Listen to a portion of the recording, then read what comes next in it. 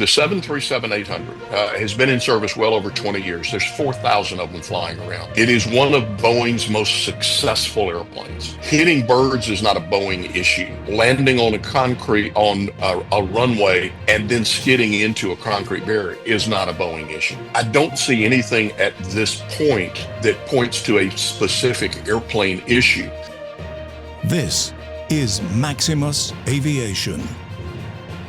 Greetings and Happy New Year, everybody. Maximus here.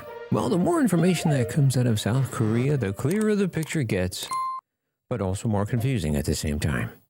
However, there are two trending stories right now that I think we need to discuss. One of those is I'm starting to see a lot of fingers being pointed at Boeing, especially from South Korea. And I'm here to tell you that I'm not going to stand for it. I'm going to defend Boeing, especially the 737-800 NG series. Yes, I know many of you in the past think that because I have been critical of Boeing that I, quote, hate them or are in the pocket of Airbus. But that's just not true. I've always been a Boeing man my whole life. I think that's why when they're wrong or acting stupid, I call them out. A lot of channels don't, but I do, and that's kind of what separates me, I think. And that's probably why I never get free aviation perks or tickets to the Farnborough Air Show like other aviation YouTube channels do. But hey, that's okay, because I will continue to call them as I see them. And oh, I have a secret for you, one that may shock you. But as I turn 60 on the 24th of this very month, I can tell you I have never, ever flown on an Airbus aircraft. Only Boeing, McDonnell Douglas, and some other variants, but never an Airbus. Not that I didn't want to, it's just kind of how it worked out. I'd like to. I want to ride an Airbus one day, but so far it's just been Boeing. So yes, I'm going to defend Boeing in a minute.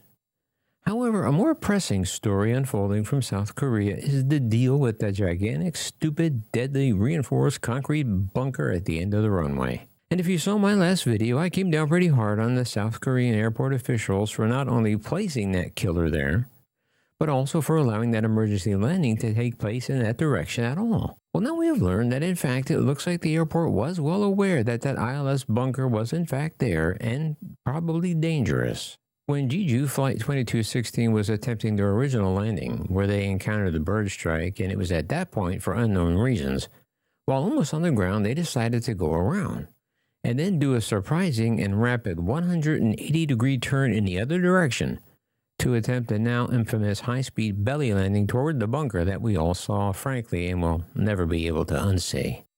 And it was that unfortunate decision that sealed their fate. Still, it was the bunker that killed them, not the landing. Because, as I pointed out in the previous video, had they landed in the original direction they were in fact headed on the first approach, even after ingesting the birds, had they stayed on that runway in that direction, not only would they not have that giant bunker in their way, but they would have plenty of space for an off-field landing. And it looks like, according to Google Maps, there's even a suppressor system there, something to slow down their run, to slow them down even further if they overshot the runway. But at a December 31 press conference, South Korean officials revealed that after their attempted original landing in ingesting the birds, the crew of Flight 2216 declared an emergency and a go-around. And before the tower could vector them back in line for another approach, the crew inexplicably took a 180-degree turn and told the tower they were going to attempt an emergency landing in the opposite direction. So then why didn't the tower tell the plane to go back and try it again without the 180? Well, because the captain of an aircraft is the boss in that situation. The controllers in the tower have no idea what the crew is facing at this point, so the tower's job is to give the captain everything he needs to get his passengers and crew back down safely. Now this is important, and don't get me wrong, I am not blaming the crew, because we still have no idea what they were encountering in the air, and won't until we get the CVR and data from the plane's orange boxes. Yes, I said orange, not black boxes. I'm sorry, but I refuse to call a bright orange box black. However, with this new information, it does change the narrative a bit, and like I said, the captain of the aircraft is the boss, and the tower is there to assist in any way possible. So I'm sure we'll have much more information on this as it becomes available. But now back to that stupid bunker wall of death. This new information does not absolve South Korea of my previous charge of murder or manslaughter of 179 people, because as I've stated ad nauseum, that mound of death should never have been there. and somebody needs to pay for this crime. Okay, so that brings me to my defense of Boeing. After the JeJu crash, the first thing the South Korean government did was order every Boeing 737-800 aircraft flown by local airlines to be inspected. So then after that announcement, all the usual cable news shows ran with the story and were like, oh no, Boeing has done it again. Well, here's my answer to that. Oh hell no, they didn't. This plane was not the dreaded Boeing Frankenmax, which Boeing, to their credit, has made quite safer, after unfortunately killing 346 people in the process.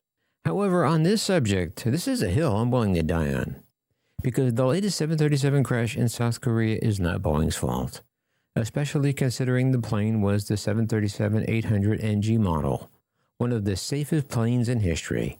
The 800NG is one of the world's most popular commercial airplanes with more than 4,400 in operation around the world. Yes, that's 4,400 planes, performing safely 24/7 for over 3 decades now. So South Korea is already projecting its own failure onto Boeing. What the South Korean government should be inspecting instead of Boeing 737s is every airport in their country. Because I don't care even if it was a defect on that Boeing 737. Hell, I don't care if Mark Faulkner himself flew inside the engine and destroyed it himself. None of that played a role in the death of 179 people. This plane and the crew were performing a perfect belly landing, which we've all seen done many times before. There are many examples. As for the flaps and slats not being deployed, it was a Boeing deficit or a pilot error, we don't know, and we won't know for some time. But let's just say, okay, it was Boeing's fault or something was defective. Guess what? That still doesn't matter. Because that plane was doing what it was designed to do in that situation. Land smoothly on its belly. And eventually it would have come to a stop in the open grass or mud, and most of all, everyone would have survived. Now, Boeing didn't kill these people. The airport killed these people. Here, let me explain this. This is a giant reinforced concrete wall. This is a plane. This is a plane hitting the giant reinforced concrete wall. Look familiar? Yeah, I know, right? And sadly, that's exactly what the entire world witnessed live and in HD. So listen, there are no winners in this situation, only losers, and none more than the poor passengers and their families on that doomed aircraft. Once again, I'm not passing judgment on the crew.